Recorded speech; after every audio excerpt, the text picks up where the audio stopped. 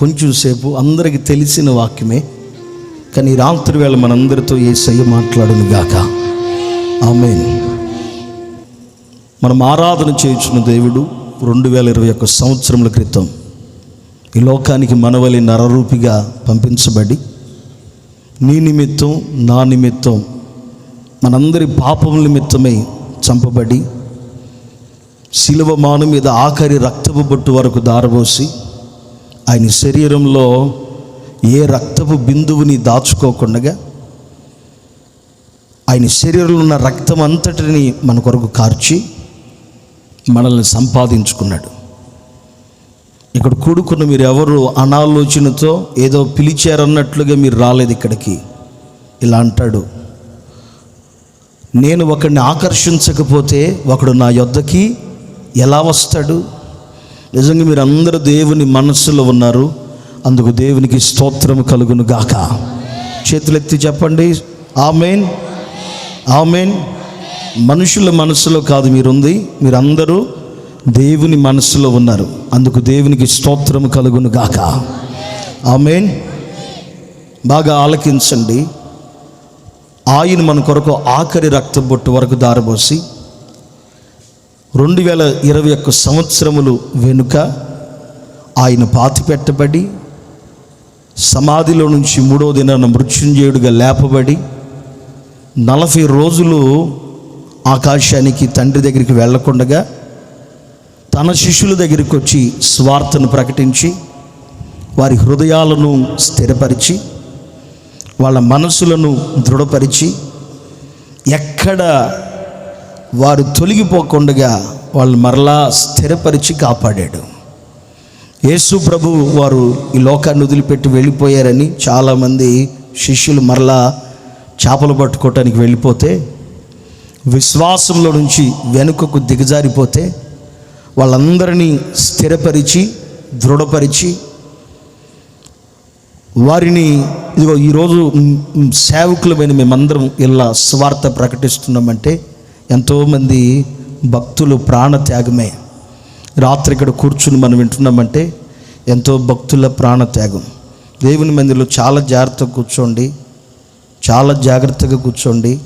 మనం ఎక్కడున్నామంటే దేవుని సన్నిధిలో ఉన్నాం కనుక మీ సెల్ ఫోన్లు కొంచెం ఆఫ్ చేసుకుని దేవుని వాక్యాన్ని జాగ్రత్తగా వినండి, మర్యాద కూర్చోండి. ఎవడైనా అధికారి ముందు కాలు మీద కాలు వేసుకుని కూర్చుంటామా? మనకంటే పెద్దోడు ముందు కాలు మీద కాలు వేసుకుని కూర్చుంటామా? కానీ దేవుడి సన్నిధిలో ఉన్నప్పుడు కొన్ని కాళ్ళు కనపడుతున్నాయి నాకు.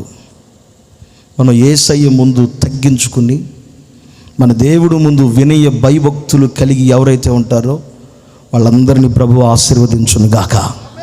చెప్దాం గట్టిగా ఆమేన్, ఆమేన్. నిజంగా మన దేవుని మనసు ఎంత గొప్పదంటే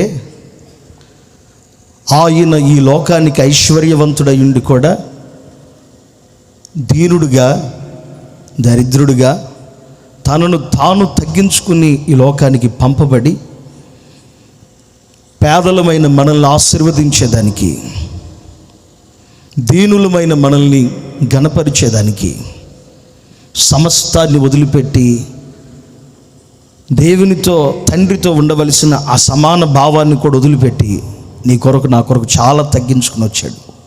ఆ దేవుని సన్నిధిలో మనం కూర్చున్నాం. నిజంగా దేవుని కృప లేకపోతే ఎప్పుడో ఈ కరోనా దెబ్బకి ఈ లోకాన్ని వదిలిపెట్టి వెళ్ళిపోవాలి నువ్వు. కానీ దేవుని కృప నీ మీద ఉంది. ఆయన కృపని మన మీద చూపించినందుకు 2 చేతులు ఎత్తి దేవునికి స్తోత్రం చెప్పండి. నోరు తెరిచి చెప్పండి, నోరు తెరిచి చెప్పండి. స్తోత్రం, స్తోత్రం, స్తోత్రం, స్తోత్రం, స్తోత్రం.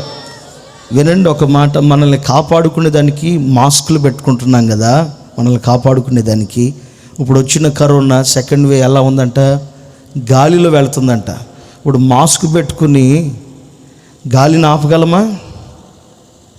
ఇదివరకు మాట్లాడిన మాటలు తుపర్లు పడితేనో లేకపోతే కరోనా ఉన్నవాడు చేతికి తగిలితేనో ఒంటికి తగిలితేనో కరోనా వచ్చింది. ఇప్పుడు గాల్లోనే వచ్చింది. ఇప్పుడు కరోనా గాలి వస్తుంది కదా, ముక్కు పూసుకోవాలి కదా. కానీ దేవుని మహాకృప, ఏ కరోనా గాలి వచ్చినా సరే నీకేమి కాకుండా నా దేవుడు కాపాడుతున్నాడు. ఆమేన్. ఆ దేవుడిని కలిగి ఉన్నాం మనం. ఆ దేవుడు ఎప్పుడు మన ద్వారా స్తుతించబడును గాక. ఎప్పుడు మన ద్వారా ఆశీర్వదించబడును గాక. ఆమేన్. బాగా ఆలకించండి. శిష్యులను దృఢపరిచి స్థిరపరిచి వారితో ఇలా మాట్లాడాడు. వారిని ఆశీర్వదించి, మీరు అన్ని గ్రామాలకు వెళ్ళండి, అన్ని ప్రాంతాలకు వెళ్ళండి, అనేకుల్ని నాకు శిష్యులుగా చెయ్యండి అని మాట్లాడి శిష్యులను ఆశీర్వదించి వాళ్ళని దృఢపరిచి వాళ్ళని స్థిరపరిచి పంపించాడు. ఈ రాత్రి వేళ ఈ సభకి మొదటి రోజు సభకు చేరి వచ్చిన మిమ్మల్ని కూడా ఎవరిని ఖాళీ చేతులతో మిమ్మల్ని పంపించడో నా యేసయ్య మిమ్మల్ని అందరిని ఆశీర్వదించి పంపించునుగాక, మిమ్మల్ని అందరినీ దీవించి పంపించునుగాక, మిమ్మల్ని అందరినీ నూతన పరిచి పంపించునుగాక. ఖాళీ చేతులతో వెళ్ళకుండా నా యేసయ్య ఆశీర్వాదాన్ని నీవు మోసుకుని వెళ్ళుదువుగాక. ఆమేన్, ఆమేన్. 128వ కీర్తన బైబిల్లోంచి దేవుని వాక్యాన్ని విందాం. 128వ కీర్తన 5వ వాక్యములో రాయబడిన మాటను చదవగా విందాం. 128వ కీర్తన 5వ వాక్యం. సియోనులో నుండి యెహోవా నిన్ను ఆశీర్వదించును, నీ జీవిత కాలమంతయు యెరూషలేముకి క్షేమము కలుగుట చూస్తావు. మరలా చదువు. సియోనులో నుండి యెహోవా నిన్ను ఆశీర్వదిస్తున్నాడు, నీ జీవిత కాలమంతయు యెరూషలేముకి క్షేమము కలుగుట నీవు చూస్తావు. రాత్రిపూట మీరు ఏ సందర్భాలలో ఉండి ఇక్కడికి వచ్చారో నాకు తెలీదు. మీ పరిస్థితి ఎలా ఉందో ఒక దైవ సేవకుడిగా నాకు తెలియదు. అది ఒకవేళ దీన స్థితిలో, పేదరికంలో, కన్యల మధ్యలో, సమస్యల మధ్యలో తలదించుకుని బ్రతుకు మీద విరక్తి కలిగి ఎలా జీవించాలో అర్థం కాక కన్యల పరిస్థితిలో ఉండి ఇక్కడికి నడిపించబడి ఉన్నారేమో. ఈ మొదటి రోజు సభకు చేరి వచ్చిన మీతో నా ప్రభువైన యేసుక్రీస్తు వారు ఆయన తన దాసునిగా నన్ను నిలిపి ఆయన నా ద్వారా మీతో మాట్లాడుతూ ఉన్నాడు. ఆయన సియోనులో నుంచి మిమ్ములను యెహోవా ఆశీర్వదించాలని, మీ జీవిత కాలమంతయు యెరూషలేముకి క్షేమము కలుగుట మీరు చూచేటట్లుగా నా యేసయ్య చేయునుగాక. చెప్పండి గట్టిగా ఆమేన్ అని. ఆమేన్. మీకు క్షేమము కలుగునుగాక, మీకు ఆశీర్వాదము కలుగునుగాక. చెప్పండి, విశ్వాసం ఉంటే గట్టిగా చెప్పండి ఆమేన్ అని. ఆమేన్, ఆమేన్. బాగా ఆలకించండి. ప్రతిరోజు మనిషి కష్టపడుతున్నాడు. ఇంట్లో భర్త కష్టపడుతున్నాడు, భార్య కష్టపడుతుంది, పిల్లలు కష్టపడుతున్నారు. కానీ ఈ రోజుల్లో దేవుని ఆశీర్వాదం అనేది మనిషి మీదకి రావట్లేదు. ఎంత కష్టపడుతున్నా ఇంకా తెలియని పేదరికం, ఇంకా దీనస్థితి, ఇంకా కన్యల మధ్యలోనే ఈరోజు మనిషి నడిపించబడుతూ ఉన్నాడు. ఎంతమంది కష్టపడినా ఈ సంవత్సరం కాకపోతే మరొక సంవత్సరం అని ఆశీర్వాదం కొరకు ఎదురు చూస్తూ ఉన్న ఆశీర్వాదం రాని పరిస్థితుల్లో ఈరోజు మనిషి నడిపించబడుతూ కన్నీళ్ళ చేత కొనసాగించబడుతూ ఉన్నాడు. యేసుక్రీస్తు వారు సృష్టిని ప్రారంభించిన మొట్టమొదటి రోజే సమస్తాన్ని కలుగు చేసి, ఆ వారంలోని అన్నిటిని కలుగు చేసి, ఆ తర్వాత మనిషిని కూర్చుని ఆయన స్వహస్తాలతో తయారు చేసుకుని ఆయన నాసిక రంధ్రాల్లో, మనిషి నాసిక రంధ్రాల్లో ఆయన జీవాత్మను ఊది ఆ వ్యక్తిని మనిషిగా నిలబెట్టి తండ్రి, కుమార, పరిశుద్ధాత్ముల యొక్క పోలికలో ఒక మనిషిని తయారు చేసి మనిషితో ఏమన్నాడు ఆయన? ఆదికాండం 1వ అధ్యాయంలో ఏమన్నాడు? ఏమంటున్నాడు? నీవు ఫలించి అభివృద్ధి పొంది విస్తరించి భూమిని నిండించి దాన్ని లోపరుచుకో. యేసు ప్రభు వారు మనిషిని సృష్టించిన మొట్టమొదటి రోజే మనిషిని ఆశీర్వదించాడు. ఆ మనిషిని దీవించి ఉన్నాడు. నీవు విస్తరించి అభివృద్ధిలోనికి రావాలని, నీవు ఆశీర్వాదకరముగా బ్రతకాలని ఆయన చేతులతో చేసుకున్న నిన్ను ఆయన ఆశీర్వదించి, ఆయన నిన్ను దీవించి, నీవు విస్తరించు, భూమిని లోపరుచుకో, సమస్తమును అనుభవించు. కొంచెం కిందకి చదివితే జలముల్లో ఉన్న వాటిని, ఆకాశంలో ఉన్న వాటిని, నేల మీద ఉంటున్న ప్రతి దానిని నీవు అనుభవించు. ప్రతి దానిని నీవు అనుభవించమని ఆశీర్వదించి సమస్తాన్ని మనిషి చేతికి అప్పగిస్తే, ఈరోజు మనిషి ఆశీర్వాదానికి చాలా దూరంగా, ఎంతోమంది కన్నీళ్లతోనే, ఎంతోమంది దిగులుతోనే ఈరోజు క్రైస్తవులుగా పిలువబడుతున్న అనేకులు ఈరోజు ఎవరికి చెప్పుకోలేక కన్నీళ్లతో జీవితాన్ని కొనసాగిస్తూ ఉన్నారు. పైకి కనబడుతున్న ఆశీర్వాదం మనిషి చూడటానికి బాగానే ఉన్నాడు, అన్నీ బాగానే ఉంటున్నాయి, కానీ ఇంటిలో తెలియని పేదరికం మనిషిని వేధిస్తూ ఉంది.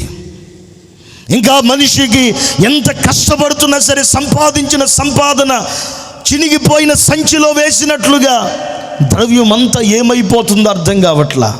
మనిషి ఈరోజు సంపాదించేదానికి రాత్రి పగళ్ళు కష్టపడుతున్నాడు, ఓటీలు చేస్తున్నాడు, సమయాన్ని పెంచుకుంటున్నాడు, కుమారులతో చేయిస్తున్నాడు, తన భార్యతో చేయిస్తున్నాడు, కానీ మనిషి ఆశీర్వాదాన్ని అనుభవించలేకపోతున్నాడు. రాత్రి వేళ అలాంటి పరిస్థితిలో ఉండి సభకు ఒకవేళ నువ్వు పిలువబడి ఉన్నావేమో, ఒకవేళ ఈ సభకు రాకుండా దూరాన సమీపాన మైక్ యంత్రం ద్వారా ఒకవేళ గ్రామంలో ఉంటున్న గ్రామ ప్రజలారా, ఒకవేళ మీరు దూరాన సమీపాన చేరి ఈ మైక్ యంత్రం ద్వారా వినుచు ఉన్నారేమో, పరిశుద్ధాత్మ దేవుడు ఈ రాత్రి వేళ నీతోనే సూటిగా ఆయన మాట్లాడుచూ ఉన్నాడు. సభకు పిలువబడిన వారితోనే కాదు, క్రైస్తవులతోనే కాదు, ఈ రాత్రి వేళ మనిషిగా పిలువబడుతూ మాట్లాడుతూ తన జీవితాన్ని కొనసాగిస్తున్న ప్రతి మనిషితో నా యేసయ్య ఈ రాత్రి వేళ వాక్య స్వరూపిగా ఆయన మాట్లాడుతూ ఉన్నాడు. నీవు దరిద్రంగా, పేదవాడిగా, దీనుడిగా, దీన స్థితిలో ఉండాలని యేసయ్య కోరుకునేవాడు కాదు. ఆయన ధనవంతుడయ్యుండి కూడా నిన్ను ఐశ్వర్యవంతుడిగా మార్చుటకు ఈ లోకానికి తాను దరిద్రుడిగా వచ్చి తన ఐశ్వర్యాన్ని మనకు అప్పగించి వెళ్ళాడు. కానీ దేవుడు నీ కొరకు ప్రాణత్యాగం చేసినా ఆయన ఈ లోకానికి దిగివచ్చి నిన్ను ఐశ్వర్యవంతుడిగా మార్చేదానికి తనకున్న సర్వస్వాన్ని నీ కొరకు త్యాగం చేసినా ఇంకా నువ్వు దీవించబడలేకపోతున్నావు, ఇంకా నీవు ఆశీర్వదించబడలేకపోతున్నావు, ఇంకా తెలియని పేదరికంలోనే నీ జీవితాన్ని కొనసాగిస్తూ ఉన్నావు. రాత్రి వేళ నా దేవుడు ఇక్కడి నుంచి వెళ్ళేటప్పుడు మీకు గనక విశ్వాసం ఉంటే ఇక్కడి నుంచి వెళ్ళేటప్పుడు మిమ్మల్ని అందరినీ ఆశీర్వదించి పంపించునుగాక. విశ్వాసం ఉంటే చేతులెత్తి గట్టిగా ఆమేన్ చెప్పు. లేదండి మేము భోజనానికి మాత్రం వచ్చాం, ఏదో పెట్టారని వచ్చామన్న వాళ్ళు అయితే చెప్పరు. ఆశీర్వదించబడాలనుకున్న వాళ్ళు, లేకపోతే దేవుని చేత దీవించబడాలనుకున్న వాళ్ళు ఆమేన్ చెప్పి వెళ్తారు. నా ప్రభు నిశ్చయముగా మిమ్మల్ని అందరినీ ఆశీర్వదించునుగాక. చెప్పండి గట్టిగా ఆమేన్, ఆమేన్. బాగా ఆలకించండి. దేవుని ఆశీర్వాదం అంటే ఏంటి అసలు? సియోనులో నుండి యెహోవా నిన్ను ఆశీర్వదించును. సియోనులో నుండి యెహోవా నిన్ను ఆశీర్వదించును. దేవుని ఆశీర్వాదం అంటే ఏంటి? ఈరోజు చాలామంది అనుకుని భ్రమపడేది ఏంటంటే దేవుని ఆశీర్వాదం అంటే ఇల్లు మీద ఇల్లు కట్టడం, స్థలం పక్కన ఒక 10 సెంట్లు స్థలం కొనటం, ఒక కారు కొనుక్కోవటం, లేకపోతే కావలసిన స్థలాలు, ఫ్లాట్లు, ఇళ్ళు, అపార్ట్మెంట్లు కొనుక్కోవటం ఆశీర్వాదం అనుకుంటున్నారు. లేకపోతే మనిషి కోరుకునేది ఏంటంటే బ్యాంక్ బ్యాలెన్స్ బాగుంటే ఆశీర్వాదం వచ్చింది అని అనుకుంటున్నారు. అసలైన ఆశీర్వాదం చెప్తాను, బాగా వినండి. నిజంగా దేవుడిచ్చే ఆశీర్వాదం మనిషి ఇచ్చే ఆశీర్వాదం లాగా ఉండదు. యేసయ్య ఇచ్చే ఆశీర్వాదం నీవు అనుభవిస్తూనే ఉంటావు, నీ పిల్లలు అనుభవిస్తూనే ఉంటారు, వారి పిల్లలు అనుభవిస్తూనే ఉంటారు, నీ సంతానమంతా దేవుని ఆశీర్వాదాన్ని అనుభవిస్తూనే ఉంటారు. ఆమేన్. ఈ రాత్రి వేళ ఆశీర్వదించబడాలనుకున్న వాళ్ళు గట్టిగా చేతులెత్తి ఆమేన్ చెప్పండి. మీకొద్దా? మీకొద్దయ్యా? దేవుని ఆశీర్వాదం కావాలనుకున్న వాళ్ళు చేతులెత్తి గట్టిగా ఆమేన్ చెప్పండి. చెప్పండి గట్టిగా ఆమేన్. నిజంగా దేవుని ఆశీర్వాదం అంటే ఏంటో ఈ రాత్రి వేళ బాగా వినండి. అదే కీర్తనలో మొదటి వాక్యంలో రాయబడిన మాట చదవగా విందాం. యెహోవా యందు భయభక్తులు కలిగి ఆయన త్రోవల యందు నడుచు వారందరూ ధన్యులు. ఎవరిని దేవుడు ఆశీర్వదిస్తాడు? సియోనులో నుంచి యెహోవా ఆశీర్వాదం నీ మీదకి వచ్చింది. నీ జీవితకాలం అంతయు యెరూషలేముకు క్షేమము కలుగుట నీవు చూస్తావు. ఆ దేవుని ఆశీర్వాదం ఏ విశ్వాసి మీదకి వచ్చింది? ఏ సేవకుని మీదకి వచ్చింది? ఏ సంఘం మీదకి వచ్చింది? ఏ క్రైస్తవుడి మీదకి యెహోవా ఆశీర్వాదం వచ్చింది? ఎవరిని దేవుడు ఆశీర్వదిస్తాడు? అసలు దేవుని ఆశీర్వాదం అంటే ఏంటి? చాలామంది అనుకునేది ఏంటంటే మంచి ఇల్లు, మంచి స్థలం, మంచి ఫ్లాట్లు, మంచి కార్లు, ఇవి అంతా భూ సంబంధమైన ఆశీర్వాదమే. కానీ నా ప్రభు ఈ రాత్రి వేళ, ఈ మొదటి రోజు సభకు పిలువబడిన నిన్ను నా దేవుడు ఆత్మ సంబంధముగాను భూ సంబంధంగాను నా యేసయ్య నిన్ను ఆశీర్వదించునుగాక. నా దేవుడు నిన్ను ఘనపరుచునుగాక. నా దేవుడు నిన్ను ఉన్నతమైన స్థితిలోనికి తీసుకొచ్చునుగాక. నీవు ఆశీర్వదించబడాలంటే ఆయనకు భయపడు. ఎవరు దేవునికి భయపడతారో, ఎవరు ఆయన యందు భయభక్తులు నిలుపుతారో వారిని దేవుడు ఆశీర్వదిస్తాడు. భయము లేకుండా భక్తి చేసే విశ్వాసిని కానీ, సంఘాన్ని కానీ, క్రైస్తవుని కానీ, సేవకుణ్ణి కానీ ఆయన ఆశీర్వదించలేడు. ఆ రోజు అబ్రహాముతో ప్రభు ఇలా మాట్లాడుతున్నాడు. అబ్రామా, ఓ అబ్రహామా, ఇందును బట్టి నీవు నాకు భయపడువాడువని నేను తెలుసుకున్నాను. నిజముగా నీవు భయపడినప్పుడే నీకు దేవుని ఆశీర్వాదం, దేవుని దీవెన నీ మీదకి వచ్చింది.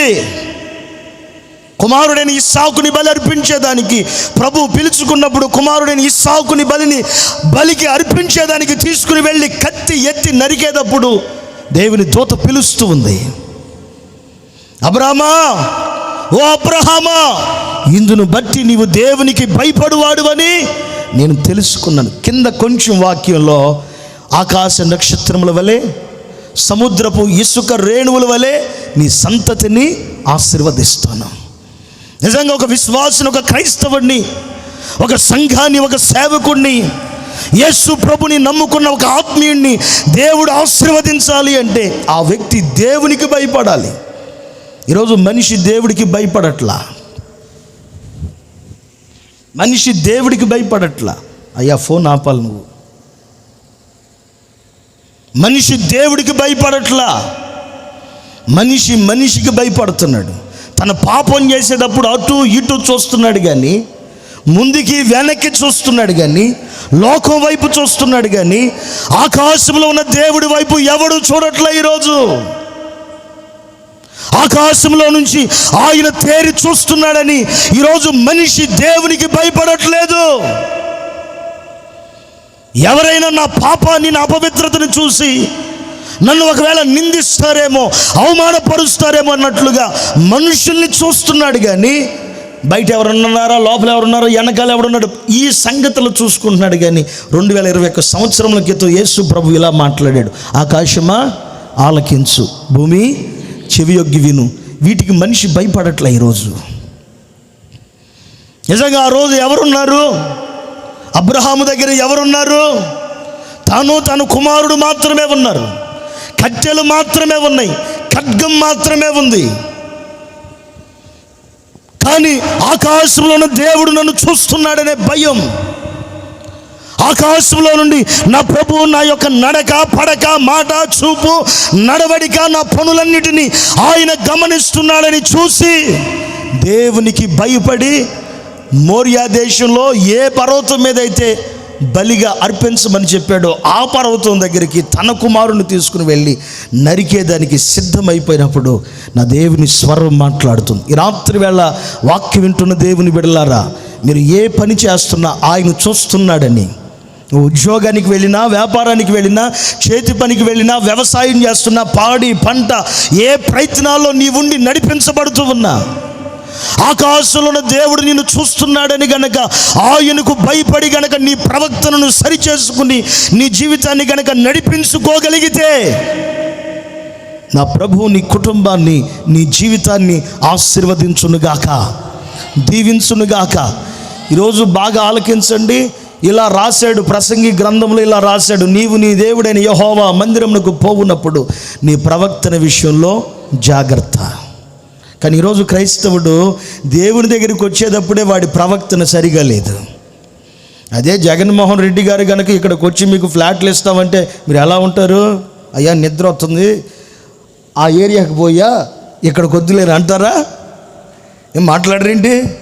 అయ్యా నిద్ర వస్తుందయ్యా జగన్ గారు, ఇక్కడికి వద్దు, ఇళ్ళకి ఫ్లాట్లు ఇద్దామని వచ్చాను మీకంటే ఇక్కడికి వద్దయ్యా అటు వెళ్ళండి అని అంటావా? ఎంత వినయ భయభక్తులతో చేతులు కట్టుకుని మర్యాదగా చక్కగా ఎంతసేపు అయినా ఉంటావు కదా. కానీ ఈరోజు క్రైస్తవుడు దేవుని సన్నిధిలో కూర్చుని ఆయన మాటలు వినేదానికి ఇష్టపడట్లా. ఈరోజు క్రైస్తవుడు దేవుని సన్నిధిలో ఉండి కూడా అనాలోచనతో ఉంటున్నాడు. ప్రసంగి భక్తుడు అదే అంటాడు, అనాలోచనతో అజ్ఞానిగా నువ్వు బలిపీఠం దగ్గరికి వచ్చి బలిని అర్పించొద్దు. దేవుని దగ్గరికి వచ్చిన తర్వాత నువ్వు చాలా జాగ్రత్తగా ఆయనకి భయపడి చూడు.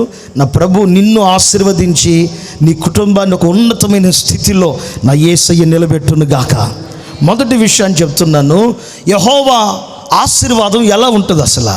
ఈ ప్రసంగానికి ఇలా టైటిల్ పెట్టుకోండి, ఈ ప్రసంగానికి వచ్చిన టైటిల్ పెట్టుకోండి, సియోనులో నుంచి నిన్ను ఆశీర్వదించునని పెట్టుకోండి. ఆయన మనల్ని ఆశీర్వదించాలి. ఆయన ఆశీర్వదించాలి అంటే నీవు ఆయనకి భయపడాలి. ఆయన చూస్తున్నాడని మనుషులు కాదు, పరలోకంలో ఉన్న దేవుడు నిన్ను చూస్తున్నాడని ఆయనకి భయపడి చూడు. ఆ భయం నిన్ను ఎలా చేస్తుందంటే ధన్యుడిగా మార్చి, ఆ భయం నిన్ను ఒక ఉన్నతమైన మార్గాల్లో నడిపించి అందరి కనుల ముందు నిన్ను గొప్ప చేయనుగాక. ఆమేన్. అదే అధ్యాయంలో 128వ కీర్తనలో అదే అధ్యాయంలో నిజంగా దేవుని ఆశీర్వాదం అంటే ఏంటి? 2వ వాక్యాన్ని చదవగా విందాం. నిశ్చయముగా నీవు నీ చేతుల కష్టార్జితం అనుభవిస్తావు, నీవు ధన్యుడవు, నీకు మేలు కలిగిద్ది. తలలు పైకెత్తి నా మాటలు బాగా వినండి. ఒకసారి గట్టిగా చేతులు తల్లిలు అని చెప్పండి. కుర్చీలో ఉన్న వాళ్ళు కూడా చెప్పండి, మనసారి చేతులు ఎత్తి హల్లెలూయా గట్టిగా చెప్పండి, నోరు తెరిచి హల్లెలూయా. బాగా ఆలకించండి. దేవుని ఆశీర్వాదం అంటే ఏంటి? నీ చేతుల కష్టార్జితం అనుభవిస్తావు చూడు, అదే నిజమైన ఆశీర్వాదం. వేరే వాడి దగ్గరికి వెళ్ళి చేయి చాపి, అయ్యా కొంచెం డబ్బులు ఇవ్వండి అయ్యా, నా పరిస్థితి బాగాలేదు, దేనస్థితి పేదరికం అని నువ్వు చేతులు చాపకుండగా నువ్వు సంపాదించుకునే సంపాదనలో నీవు, నీ పిల్లలు, నీ కుటుంబం కలిగిన సమస్తం పోషించబడతారు చూడు, అదే నిజమైన ఆశీర్వాదం. అదే నిజమైన ఆశీర్వాదం. కానీ ఈరోజు మనిషి ఎంత కష్టపడినా, ఎంత సంపాదించినా, ఎంత పోగు చేసుకున్నా సరే ఆ సంపాదన ఇంట్లో ఉండట్లా. ఆ సంపాదన ఇంట్లో ఉండట్లా. చాలామంది కష్టపడుతున్నారు, రాత్రి పగలు కష్టపడుతున్నారు, కానీ సంపాదన ఇంట్లో ఉండట్లా. ఒకవేళ అలాంటి పరిస్థితుల్లో ఈ మొదటి రోజు సభకు పిలువబడి ఉన్నావేమో, నా దేవుడు నిశ్చయముగా నీ చేతుల కష్టార్జితాన్ని ఇక నుంచి ఆశీర్వదించునుగాక. ఇక నుంచి నా ప్రభు నిన్ను దీవించునుగాక. ఇక నుంచి నా దేవుడు నిన్ను ఘనపరచునుగాక, ఆశీర్వదించునుగాక. అయితే ఒక క్రైస్తవుని జీవితంలో మరిచిపోకూడని ఒక మాట ఏంటంటే, నువ్వు దేవునికి భయపడు. నువ్వు దేవునికి భయపడు. నువ్వు భయపడి చూడు, నీ పరిస్థితులన్నింటినీ దేవుడు మార్చేస్తాడు. నిజంగా నీ చేతుల కష్టార్జితం నువ్వు అనుభవించాలి. ఇదే నిజమైన ఆశీర్వాదం. పూరి గుడిసెలో ఉన్నా సరే నీ కష్టార్జితం నువ్వు అనుభవించాలి. చాలామంది అనుకుని ఏడుస్తూ ఉంటారు, నేను ఇంకా ఈ చిన్న ఇంట్లోనే ఉన్నాను, ఈ ఇంట్లోనే ఉన్నాను, ఇదే నా పరిస్థితి అని ఏడుస్తుంటారు. ఏడో మాకు, నువ్వు ఆ చిన్న ఇంట్లో ఉన్న నీ చేతుల కష్టార్జితం నువ్వు అనుభవిస్తుంటే నీవు ధన్యుడవు, నీకు మేలు కలుగును గాక. నీవు ధన్యుడువు, నీకు మేలు కలిగిద్ది. ఒక క్రైస్తవుడు నిజమైన ఆశీర్వాదం, వాడు సంపాదించిన సంపాదన పరుడు తినకూడదు, పరాయోడు తినకూడదు. ఆలోచించండి, మీ కష్టార్జితాన్ని ఎవరు తింటున్నారు ఈరోజు? కొంతమంది కష్టార్జితం రోగం తినేస్తుంది ఈరోజు. కొంతమంది కష్టార్జితం ఈ రోజుల్లో అప్పులు వాళ్ళు తినేస్తున్నారు. కొంతమంది కష్టార్జితం వడ్డీ వ్యాపారస్తులు తింటున్నారు. ఈరోజు కొంతమంది కష్టార్జితం వారి సంపాదించిన సంపాదన వారి పిల్లలు తినలేకపోతున్నారు. వారి సంపాదన అన్యులు పంచుకుంటున్నారు. దేవుని ఆశీర్వాదం అంటే నువ్వు సంపాదించిన సంపాదన నువ్వు తినగా సమృద్ధి ఉంటుంది. బైబిల్లో ఇలా ఉంటుంది, సామెతల పుస్తకంలో ఇలా ఉంటుంది కదా. యెహోవా ఆశీర్వాదం ఎలా మారిద్దంట? ఐశ్వర్యంగా. ఇప్పుడు నువ్వు కష్టపడిన కష్టార్జితం నువ్వు అనుభవించట్లేదంటే నీ మీదకి ఎవరి ఆశీర్వాదం రాలేదు? యేసయ్య ఆశీర్వాదం రావట్లా. యెహోవా ఆశీర్వాదం ఇంకా నీ మీద పడలేదు.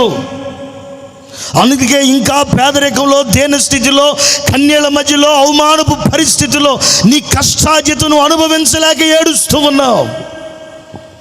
రాత్రి వేళ ఈ మొదటి రోజు సభకు చేరి వచ్చిన నీతో ప్రభు అంటున్నాడు, ఇక రాబోతున్న దినాల్లో నీ చేతుల కష్టార్జితం నీవు అనుభవించుదువుగాక.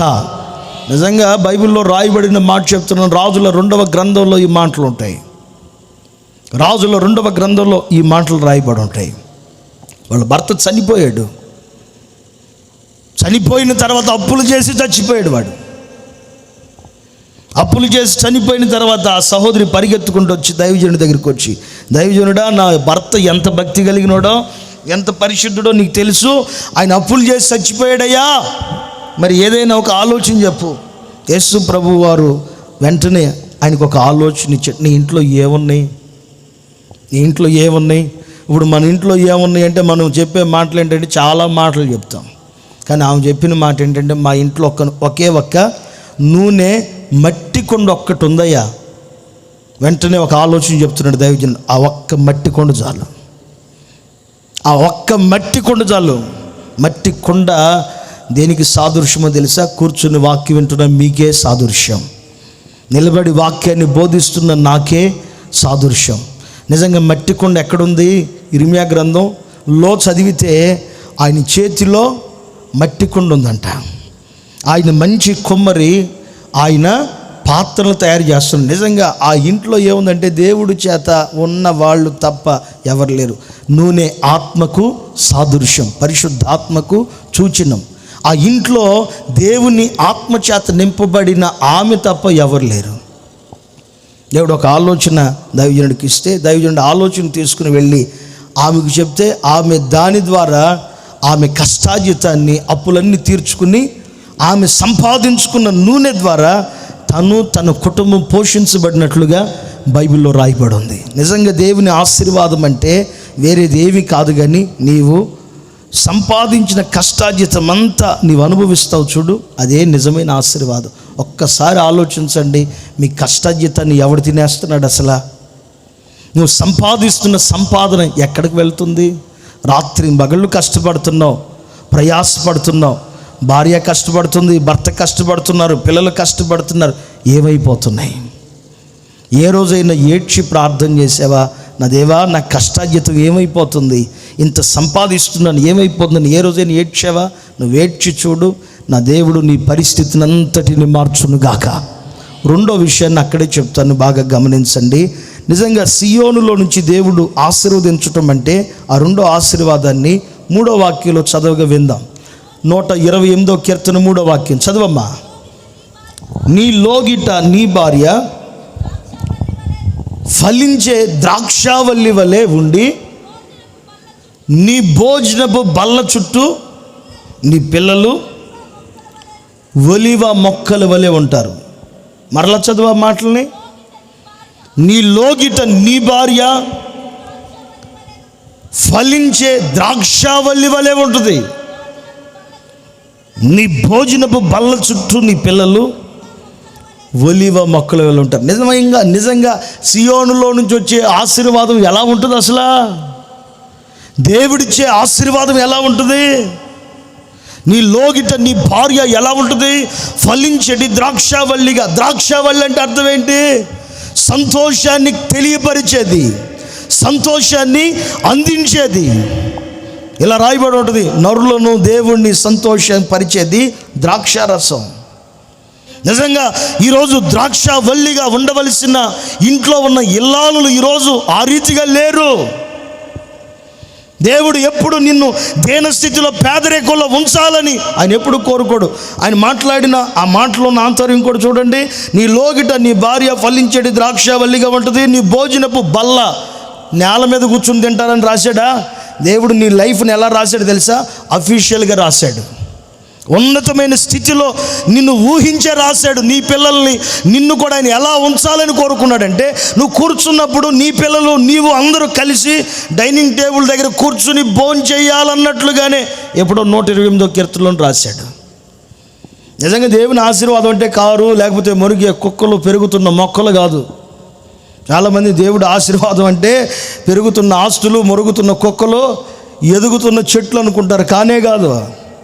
దేవుని ఆశీర్వాదం అంటే నీవు, నీ భార్య, నీవు, నీ పిల్లలు కలిసి కూర్చోవాలి. నేను అడుగుతాను ఒక మాట ఈ మొదటి రోజు సభలో, నేను నా భార్య కలిసి కూర్చుని తింటున్నాం పాస్టర్ గారు, నా పిల్లలు మేమంతా కలిసే కూర్చుని భోజనం చేస్తున్నాం అన్న వాళ్ళు ఎవరైనా ఉంటే గట్టిగా చేతులు తల్లిలు చెప్పండి.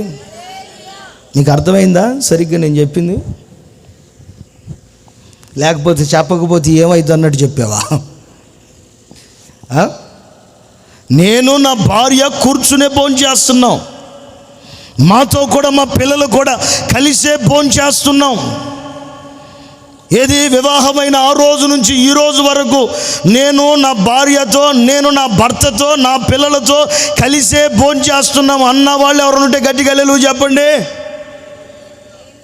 చూసావా కొంచెం తగ్గింది. ఇటైతే అసలు ఎవరు లేపలా.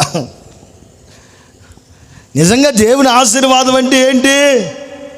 నీవు నీ భార్య కలిసి బ్రతకటమే దేవుని ఆశీర్వాదం. నీవు నీ పిల్లలు కలిసి ఉండటమే దేవుని ఆశీర్వాదం. పిల్లల్ని ప్రభు ఇచ్చాడు, భర్తని ప్రభు ఇచ్చాడు, భార్యని ప్రభు ఇచ్చాడు. అయితే ఆ ఇల్లు ఎలా ఉండాలి? ఈరోజు చాలామంది క్రైస్తవుల ఇల్లు, యేసు రక్తము చేత కడగబడిన వారి ఇల్లు ఎలా ఉంటున్నాయి అంటే నరక కోపాలుగా ఉంటున్నాయి. కుటుంబాల్లో సమాధానం లేదు, కుటుంబాల ఐక్యత, ప్రేమ, అనురాగం, ఆప్యాయతలు కరువైపోయాయి. భార్య అంటే భర్తకి నచ్చక, భర్త అంటే భార్యకు నచ్చక, వీడిని ఎందుకు చేసుకున్నాను రా బాబు, నా కర్మ ఇలా అయిపోయింది అని ఏడ్చేవారు ఈరోజు లేకపోలేదు. తల్లిదండ్రులు ఇద్దరు గొడవాడుకుంటుంటే, తిట్టుకుంటుంటే, కొట్టుకుంటుంటే, అరుచుకుంటుంటే, మీ అమ్మా బాబుని తీసుకురని మాట్లాడుతుంటే, పుట్టిన పిల్లలు ఎదిగిన తర్వాత వీళ్ళకి మేము ఎందుకు పుట్టాం అని ఏడ్చే పిల్లల కొరకు ఈరోజు లేకపోలేదు. దేవుని ఆశీర్వాదం అంటే పిల్లల గంటం, వివాహం జరగటం కానే కాదు. ఇవన్నీ దేవుని ఆశీర్వాదమే. అయితే వివాహం జరిగిన తర్వాత, సంతానాన్ని ప్రభువు నీకు ఇచ్చిన తర్వాత, నీవు నీ పిల్లలతో, నీవు నీ భార్యతో సమాధానకరంగా నెమ్మదిగా బ్రతకాలి. ఆమేన్ చెప్పండి గట్టిగా. ఆమేన్, ఆమేన్. నిజంగా నా దగ్గరికి యథార్థంగా జరిగిన సంగతి చెప్తున్నా. ఒక సహోదరు వచ్చి చెప్పింది నా దగ్గరికి, వయసులో చిన్నోడైన దేవుడు నన్ను నమ్మి నాకు ఒక 400 మంది విశ్వాసులు కలిగిన సంఘాన్ని దేవుడు నాకు ఇచ్చాడు. 400 మంది విశ్వాసులు కలిగిన సంఘాన్ని దేవుడు నాకు ఇచ్చాడు. కట్టింపుల్లో ఒక 100 మంది విశ్వాసుల్ని ప్రభు నాకు ఇచ్చాడు. వయసులో చిన్నోడే ఏంది చెప్తున్నాడు అని అనుకోమాకండి. వయసులో చిన్నోడే కానీ దేవుడు నన్ను నమ్మి చాలా భారాన్ని పెట్టాడు. ప్రతి భారం కొరకు యథార్థంగా చెప్పగలను, నేను నా దేవుని సన్నిధిలో మోకరించి ప్రతిరోజు ప్రార్థన చేయగలుగుతున్నా. ఒక సహోదరు వచ్చి నా దగ్గరికి వచ్చి ఏడుస్తా చెప్పింది, నా దగ్గరికి వచ్చి, అన్నా వివాహం అయితే జరిగింది కానీ ఇంతవరకు ఏదో క్రొత్తలో అటు ఇటు తిరుగుతున్న ఒక 1 సంవత్సరం రోజులు నేను నా భర్త బాగున్నాం. నా భర్త నాతో ఇప్పుడు మాట్లాడట్లేదు. నా పరిస్థితి చాలా దారుణంగా ఉంది. నిజంగా దేవుని ఆశీర్వాదం కాదు క్రైస్తవుడా.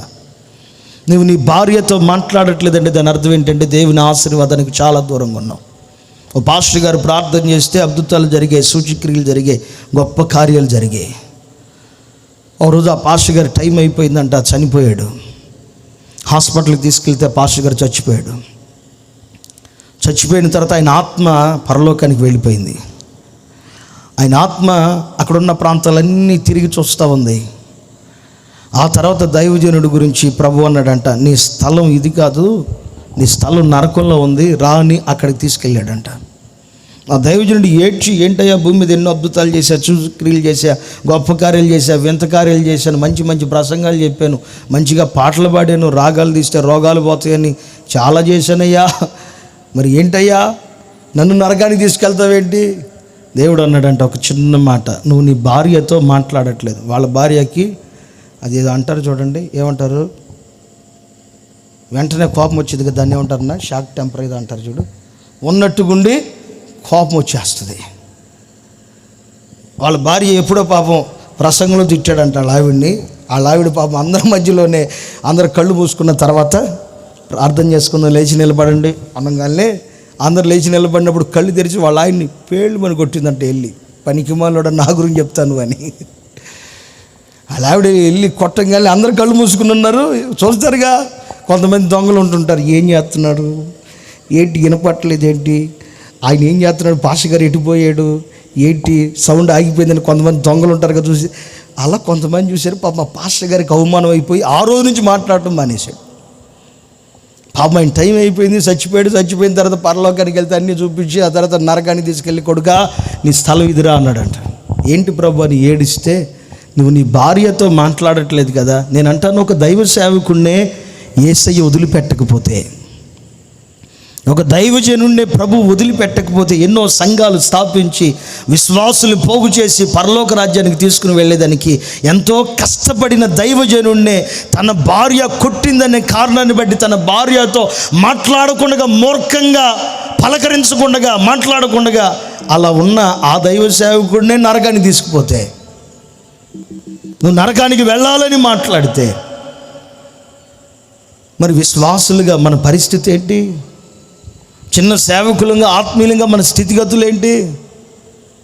ప్రతి ఒక్కరితో సమాధానకరంగా నెమ్మదిగా ఉండాలి. అలా ఉండి చూడు, నా దేవుడు నిన్ను పరలోక రాజ్యానికి చేర్చునుగాక. ఆయన ఏడ్చి బ్రతిమిలాడుకుంటే మరలా ఆరోగ్యాన్నిచ్చి ఆయుష్నిచ్చి కిందకి పంపిస్తే, మొట్టమొదట ఆయన చేసిన పని ఏంటంటే వాళ్ళ భార్య కాళ్ళు గడిగాడంట. చాలామంది ఇంట్లో ఇల్లు ఎలా అయిపోతుందంటే నరక కోపంలాగా మారిపోతుంది. ఇంట్లో ఉన్న భార్య భర్తకి సంతోషాన్ని పంచిపెట్టవలసిన ఆమె భర్తకు సంతోషాన్ని పంచిపెట్టక, ఆనందాన్ని కలుగ చేయక దుఃఖంగా కుటుంబాలు మార్చబడిపోతున్నాయి. ఎదిగిన తర్వాత కుమారులు కుమార్తెలు తల్లిదండ్రులకు కళ్ళల్లో ముళ్ళులాగా మారిపోతున్నారు. రాత్రి వేళ దేవుని ఆశీర్వాదం ఏదో తెలుసా? నీవు, నీ భార్య, నీ పిల్లలు కలిసి కూర్చుని భోంచేసి సంతోషంగా మాట్లాడుకుంటారు.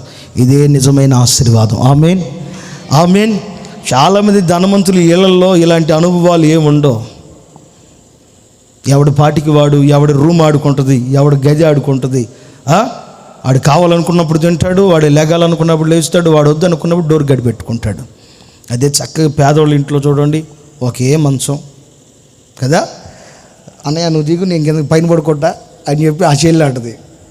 ఆ అన్నయ్య కింద పడుకుంటాడు, ఆ చెల్లి ఎక్కుతుంది. ఆ తర్వాత అమ్మాయి నువ్వు దిగు అని చెప్పి వాళ్ళ అమ్మ వాళ్ళ నాన్న ఇప్పుడు పనికి వెళ్ళి వచ్చాను, నువ్వు కింద పడుకో అనగానే కింద పడుకుంటారు. ఒకే కూర మళ్ళీ సపరేట్గా కూడా ఉండవు. ఎలా ఉంటుంది ఆ ఇల్లు? అసలు పరలోకంలాగా ఉంటుంది. ఈ రోజుల్లో చాలామంది కుటుంబాలు అలా లేవు.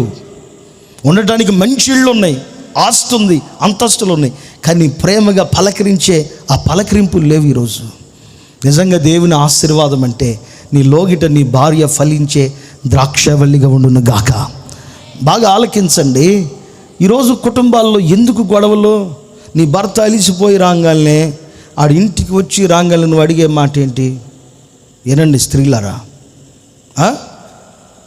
వింటున్నారా? భార్యల సంఘాలారా ఏనండి, బాగా వినండి, మీకోసం ఈ మాట. ఆడి ఇంటికి రాగానే అక్కడ ఏదది నెల కడుతుంటారు కమ్మా, డాక్రాకి డబ్బులు కట్టాలి, తెచ్చావా? ఆడు పాపం అలిసిపోయి కష్టపడి వచ్చిన తర్వాత వాడికి చక్కగా ఏవండి తాగండి, వాడికి మంచిగా చల్లటి నీళ్లు డీ ఫ్రిడ్జ్లో నుంచో లేకపోతే కొండలో నుంచో పోసి కొంచెం మంచినీళ్ళు తాగండి అని మంచినీళ్ళు ఇచ్చి శుభ్రంగా వేడినీళ్ళు స్నానానికి పెట్టి ఆ తర్వాత భోజనం పెట్టి ఆడు నిద్రపోయేటప్పుడు ఏమండి మరి కొంచెం అసలు నాకు రాజమండ్రి వాళ్ళ భాష సూపర్ ఉంటుంది. అసలు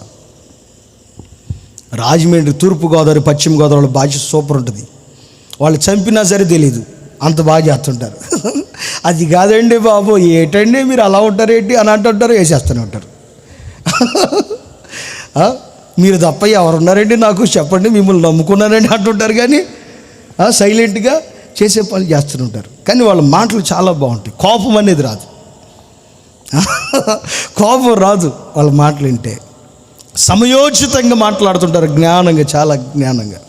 కానీ ఈరోజు చాలామంది ఇళ్ళు నరక కోపాలుగా మారిపోవడానికి గల కారణం ఏంటి? వాడు అప్పుడు దాకా కష్టపడి పనిచేసి సంపాదించి ఏదో నీకు ఇద్దామని తీసుకొచ్చి ఉంటే నువ్వు ఎమ్మటే అంటావు, డోక్రా కట్టాలి, పొదుపు లక్ష్మి కట్టాలి, ఆ లక్ష్మి కట్టాలి, ఈ లక్ష్మి కట్టాలి. తెచ్చావా? అమ్మాయి ఈరోజు కొంచెమే పని చేశాను, కొంచెమే డబ్బులు వచ్చినాయంటే నువ్వు వెంటనే మారిపోతుంటావు. సరే వాడు పాపం కొంచెం మౌనంగా ఉన్నాడు, నువ్వు ఆగొచ్చుగా. అన్నం తినేటప్పుడు అడుగుతావు, కరెక్ట్గా వాడు ముద్ద కలిపి నోట్లో పెడదాం అన్నప్పుడు అడుగుతుంటావు. అన్నం తినడానికైతే నోరు వచ్చింది, సిగ్గులేదా నీకు, ఆడగట్టాలి ఏడగట్టాలి అంటుంటావు. ఆడు వెంటనే కుక్కను కొట్టే కర్ర ఒక మూల నుండి తీసుకొచ్చి తల పగలగొట్టి 108కి ఫోన్ చేసి మా భార్య ఎట్టు పడిపోయింది తీసుకెళ్ళండి. ప్రాణభయంతో వాడు మళ్ళీ నిన్ను వదిలేసి ఎక్కడికో పోయి ప్రతి క్షణం, ఎరా మీ అమ్మ లేచిందా, ఎరా మీ అమ్మ ఏం చేస్తుంది, ఉందా పోయిందా? ఎందుకు ఈ సమస్యలన్నీ? వాడు శుభ్రంగా అన్నం తిన్న తర్వాత ప్రశాంతంగా కొంచెం నిద్రపోయేటప్పుడు ఏమండి కొంచెం ఒక 300 కట్టాలండి, నెల కట్టాలి కదండి కొంచెం అని అంటే, ఆ ఇల్లు ఎలా ఉంటుంది? వాడు 300 సంపాదించేదానికైనా రాత్రి పనిచేసి 300 సంపాదించి వాటిని తీసుకొచ్చి మరలా వచ్చేటప్పుడు నీకు కావాల్సిన కూడా తీసుకుని వస్తాడు. ఈరోజు కుటుంబాల్లో దేవుని ఆశీర్వాదం పోగొట్టుకుంటున్నారు మనుషులు. ఒలీవ చెట్టు అంటే దాని అర్థం ఏంటంటే జీవాన్ని కలుగు చేసేది. ఆ రోజు వర్షం వచ్చి జలప్రళయం వచ్చి అన్నీ మునిగిపోయి అన్నీ చచ్చిపోతే ఒలీవ చెట్టు మాత్రమే బ్రతికుంది. ఆ యొక్క రెమ్మని, ఆ యొక్క ఆకుని పావురం తీసుకొచ్చి నోవాహు గారికి అప్పగించింది. అంటే నీ పిల్లల్ని దేవుడు ఎలా చూడాలనుకుంటున్నాడు? భోజనపు బల్ల చుట్టూ సజీవులుగా ఉండాలని ప్రభు కోరుకుంటున్నాడు. అలా నువ్వు బ్రతకాలి, అలా ఆశీర్వదించబడాలి.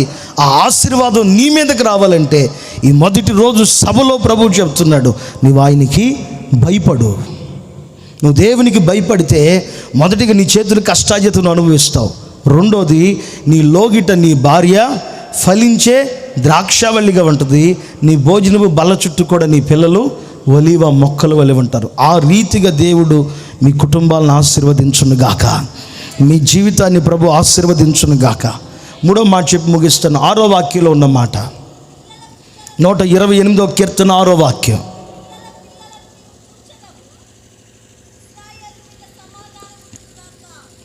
మరల చదవమ్మా.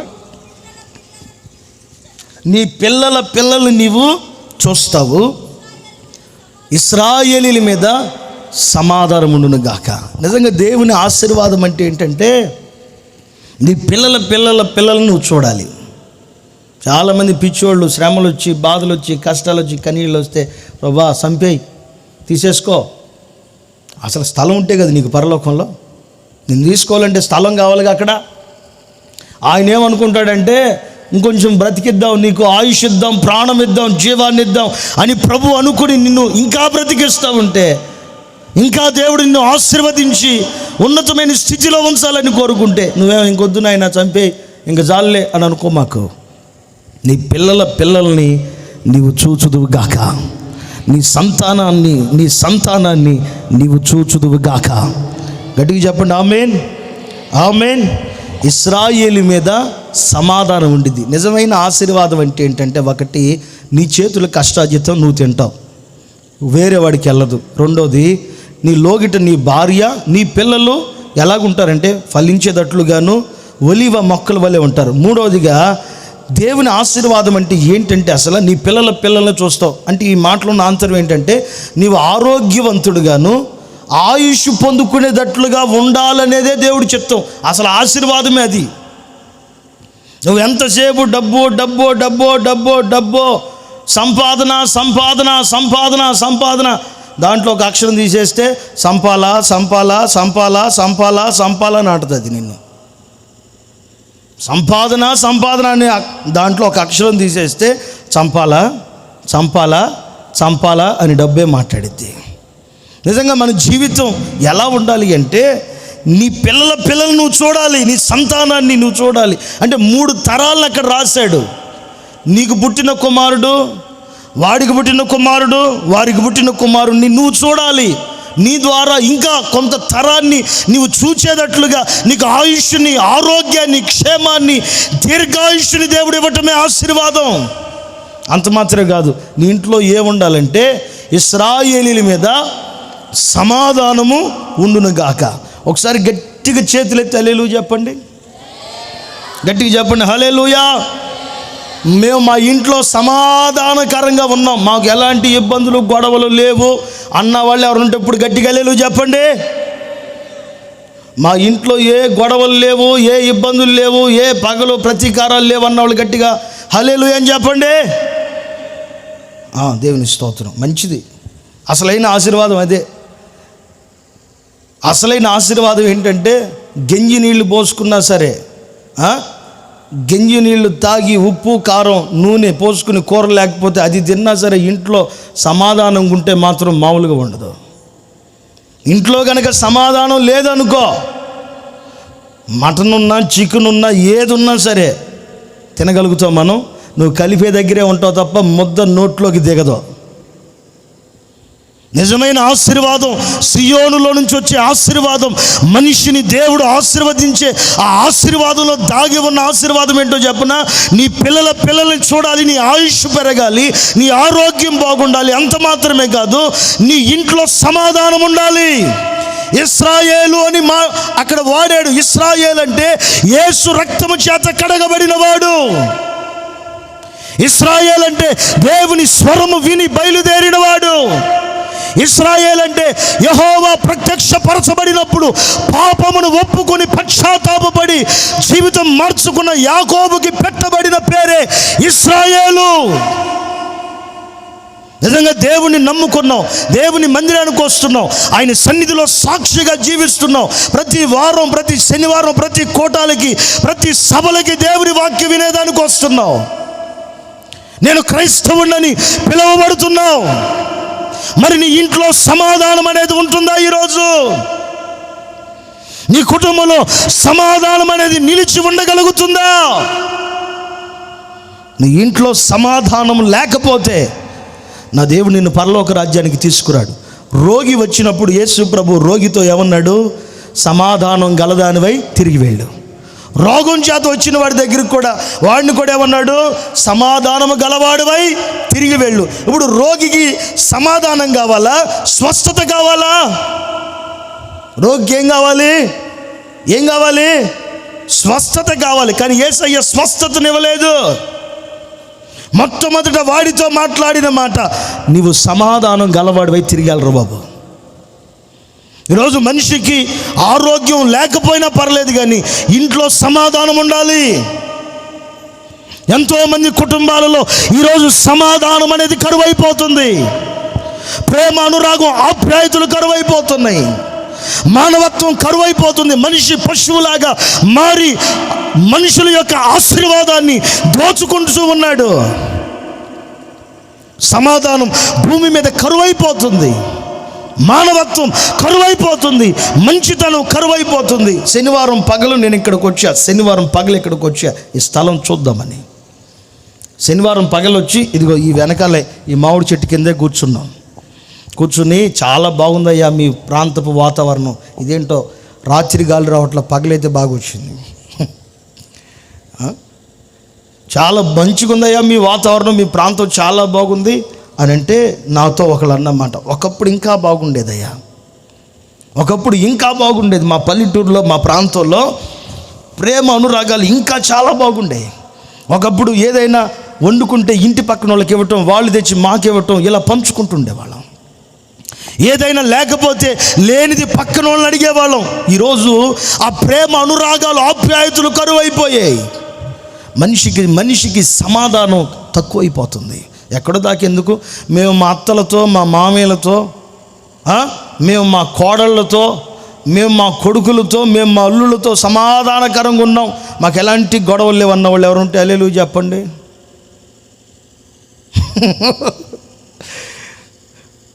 నా మాట అర్థం కాలేదా మీకు? మా అత్తతో, మా మామతో, మా కోడళ్ళతో, మా అల్లులతో, లేకపోతే మా తల్లిదండ్రులతో మేము సమాధానకరంగా ఉన్నాం అన్న వాళ్ళు ఎవరుంటే గట్టిగా హల్లెలూయా చెప్పండి. అబ్బా, నువ్వు మాత్రం దేవుడు నిన్ను ఆశీర్వదించును గాక. ఆమేన్, ఆమేన్. నిజంగా సమాధానం అనేది లేదు, సన్నిధి మారట్లేదు, మందిరాన్ని మానట్లేదు, కానీ కుటుంబంలో ఎందుకు సమాధానం ఉండట్లా? మనం ఆరాధన చేస్తున్న దేవుడు మొట్టమొదటి ప్రసంగంలోనే మాట్లాడిన మాట ఏంటి? సమాధానం గలవారు ధన్యులు వారు దేవుని. ఇప్పుడు నీ ఇంట్లో సమాధానం లేదంటే దాని అర్థం ఏంటి? నువ్వు మందిరానికి వచ్చి పోతున్నావు తప్ప, నువ్వు సంఘానికి వచ్చి వెళుతున్నావు తప్ప, నువ్వు సభకు వచ్చి వెళుతున్నావు తప్ప, నువ్వు యేసు ప్రభుని నమ్ముకున్నానని చెప్తున్నావు తప్ప, మారు మనసు పొందానని చెప్తున్నావు తప్ప, ఇదిగో ఈ సంఘానికి వెళ్తున్నాను మా పాస్టర్ గారు ఆయిరని చెప్తున్నావు తప్ప, నువ్వు ఇంకా దేవునికి కుమారుడిగా మారలా, ఇంకా నువ్వు దేవునికి కుమార్తెగా మార్చబడలేదు. రాత్రి వేళ దేవుని వాక్యాన్ని వినుచున్న దేవుని ప్రియ ప్రజలారా, నీవు ఆయనకి కుమారుడిగా కుమార్తెగా మార్చబడాలి అంటే నీ ఇంట్లో, నీ వంటిలో, నీ జీవితంలో ఉండవలసింది సమాధానం.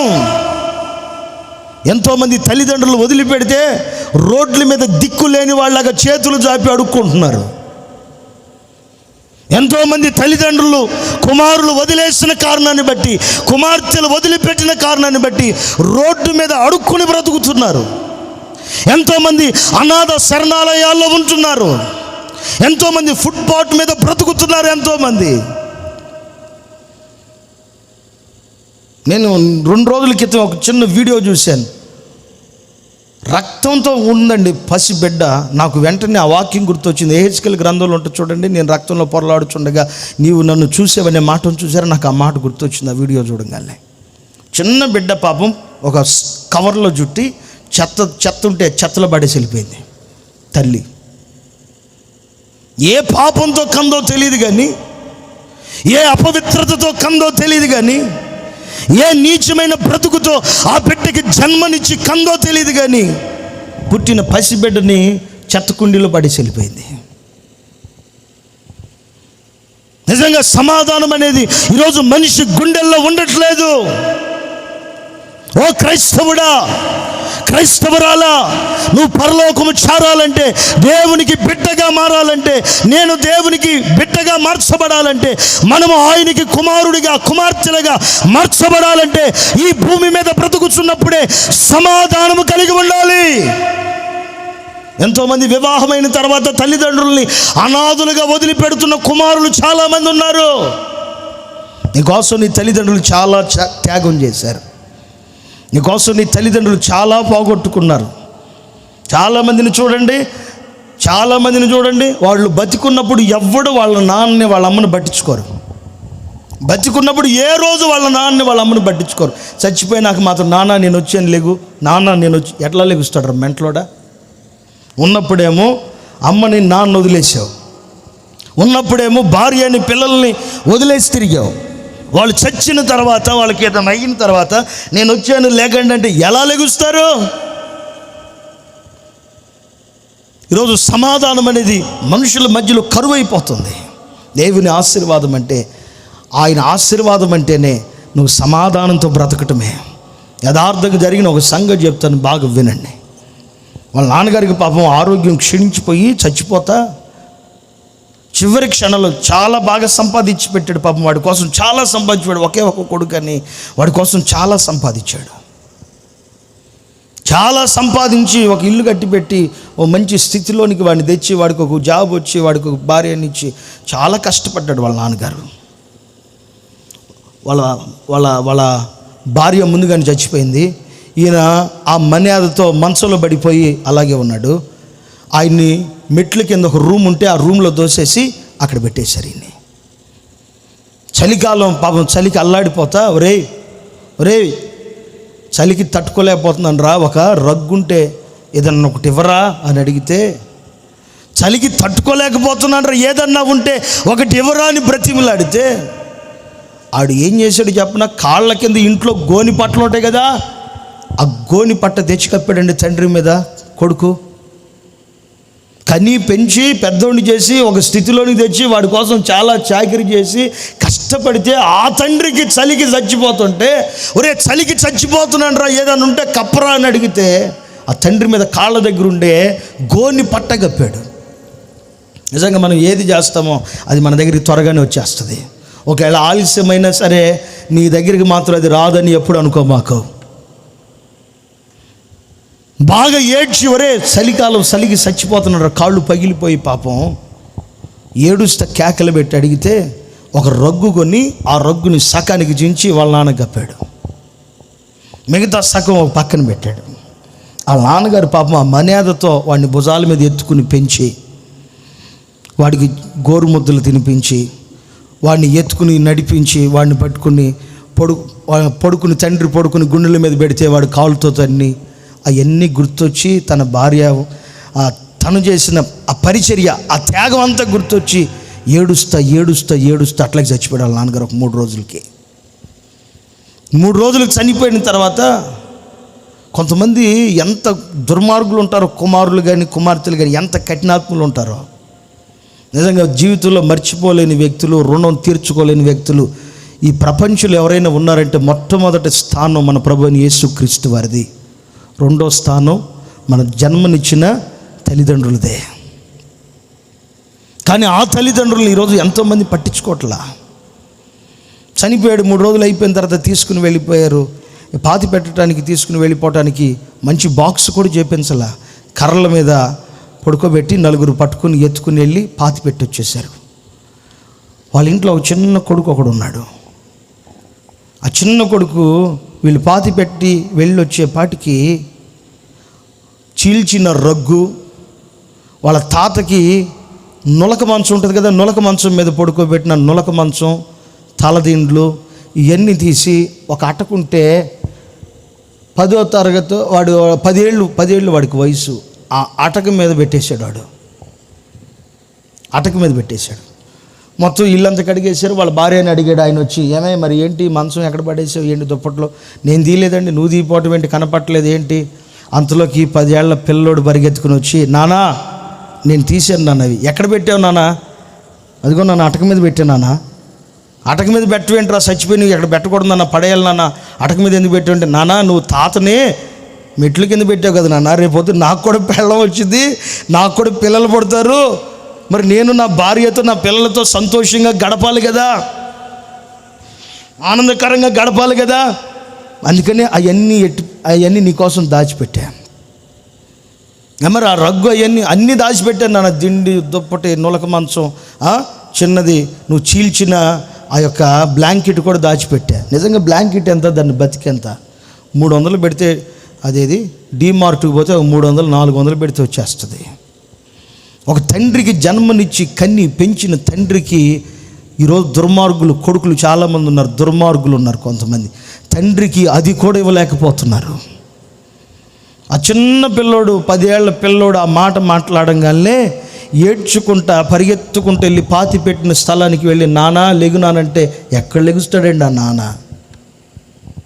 ఎక్కడ లెగుస్తాడా నాన్న? నువ్వు చేసిన పనికే కదా నీ తల్లిదండ్రుల ఆయుష్ క్షీణించిపోతుంది. అసలు నువ్వు పెడుతున్న బాధకే కదా నీ తల్లిదండ్రులు ఎవరి దగ్గరికి వెళ్ళి నోరు విప్పి మాట్లాడలేక ఆలోచించి అనారోగ్య పాలైపోతుంది.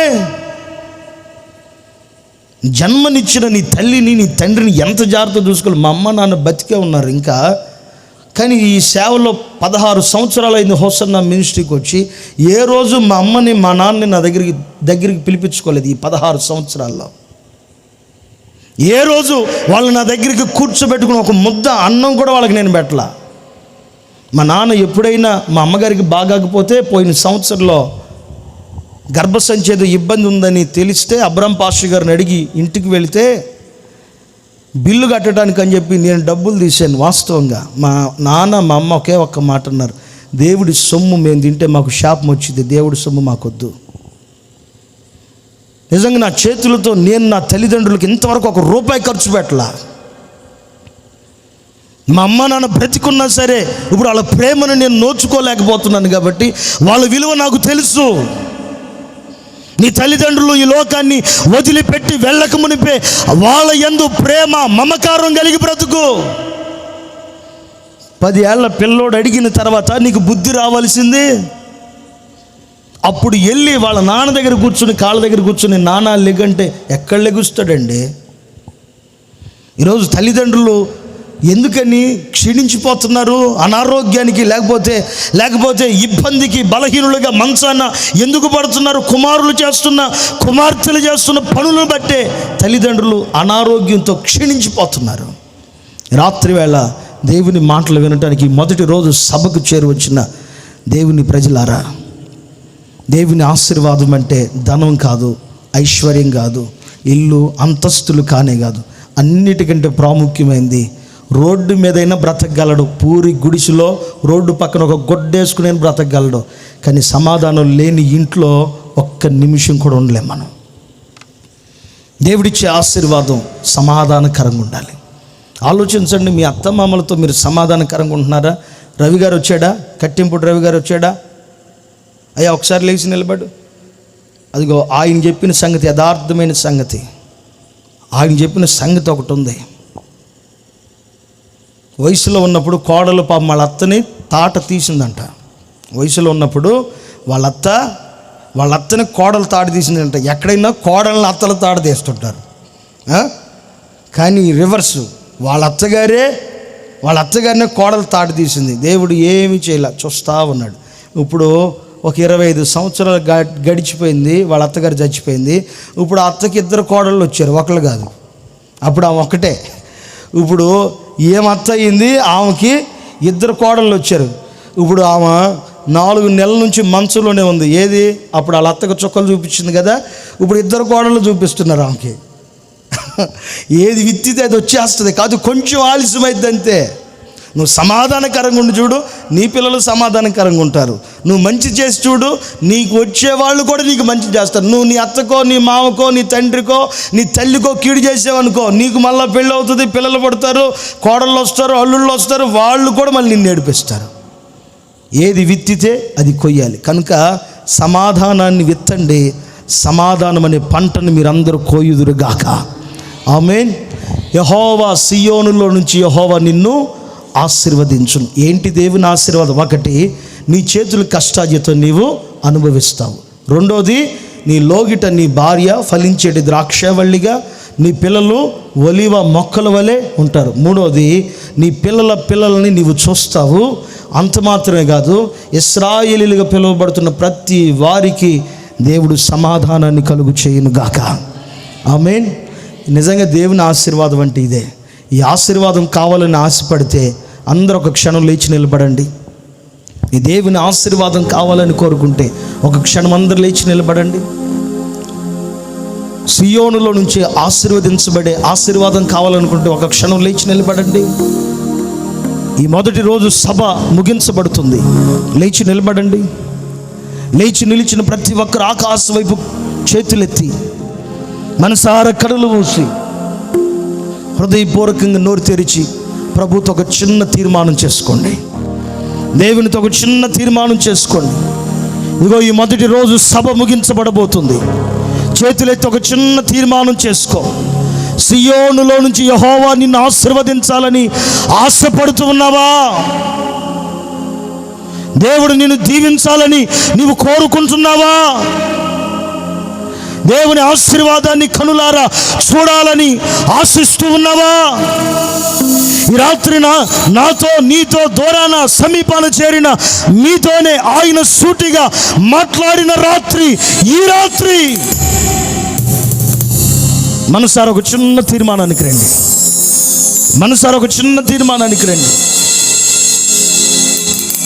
దేవుని ఆశీర్వాదం అంటే ఆస్తులు అంతస్తులు మాత్రమే కాదు సహోదరుడా, సహోదరి. ఉన్నతమైన స్థితిలు పదవులు మాత్రమే కాదు. దేవుని ఆశీర్వాదం అంటే నీవు నీ చేతుల కష్టార్జితం అనుభవించాలి. ఎవరు తింటున్నారు నీ సంపాదన? వైద్యం తింటుందా నీ సంపాదన? నీ రోగం తినేస్తుందా నీ సంపాదన? డాక్టర్లు తినేస్తున్నారా నీ ఆస్తిని?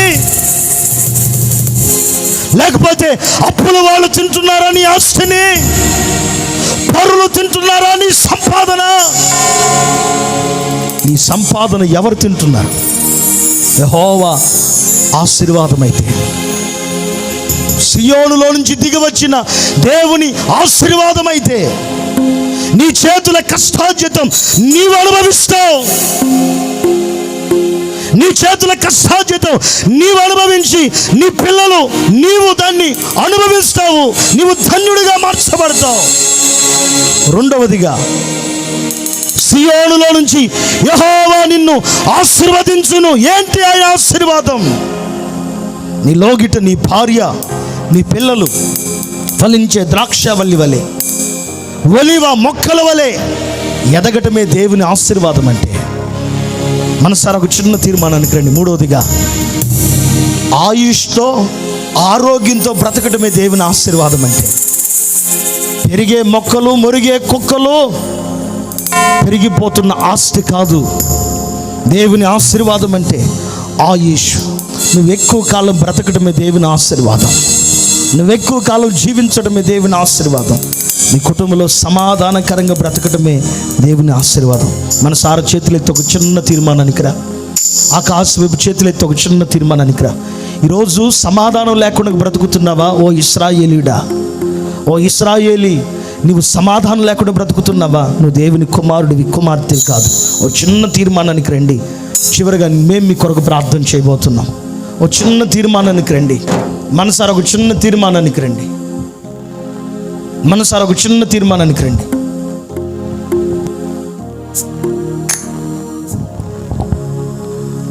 ఒక చిన్న తీర్మానానికి రండి. పాస్టర్ యోహాన్ గారు ముగింపు ప్రార్థన చేస్తారు. ఒక చిన్న తీర్మానానికి రండి.